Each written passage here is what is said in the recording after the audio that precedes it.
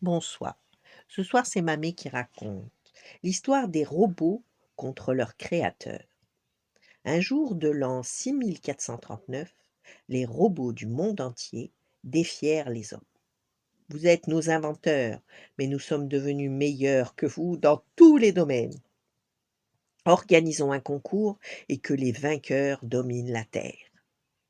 La compétition commença aussitôt par une épreuve sportive, descendre la cascade géante des chutes du Niagara en Amérique.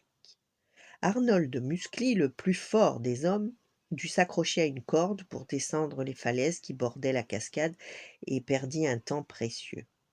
Warrior, le champion des robots, se laissa tomber du haut des chutes sans même érafler son plastique super résistant. Les robots avaient gagné la première manche.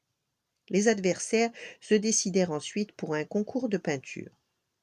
Les robots choisirent comme représentant une machine japonaise qui pouvait peindre 1000 voitures en 6 minutes. Très fier de son efficacité, Wikiziki barbouilla un mur blanc d'énormes jets de peinture en une fraction de seconde. En face de lui, maître Tianyi, le plus grand artiste chinois, réalisa un éventail aux dessins merveilleux. Les robots durent s'incliner, le chef-d'œuvre se trouvait dans le camp des hommes. Pour la dernière épreuve, les robots et les hommes se réunirent dans le Sahara et tirèrent au sort une question mathématique. Combien y a-t-il de grains de sable dans le désert?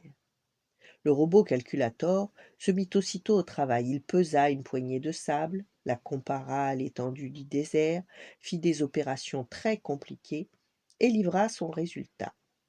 Face à lui, un vieux sage africain affirma d'un air pensif: les grains de sable du désert sont aussi nombreux que les étoiles du ciel. Les robots entourèrent le sage d'un air menaçant. Ce n'est pas une réponse. Personne n'a jamais compté les étoiles. Le sage hocha la tête en souriant. Je suis sûr de ce que je dis. Si vous voulez gagner le concours, prouvez-moi que j'ai fait une erreur. Aussitôt, sans réfléchir, les robots décollèrent comme des fusées pour aller compter les étoiles. Mais l'espace est infini. Ils ne revinrent jamais de leur exploration. Grâce à l'astuce du vieux sage africain, les hommes restèrent les maîtres de la planète. Voilà, bonne nuit, faites de beaux rêves et à demain.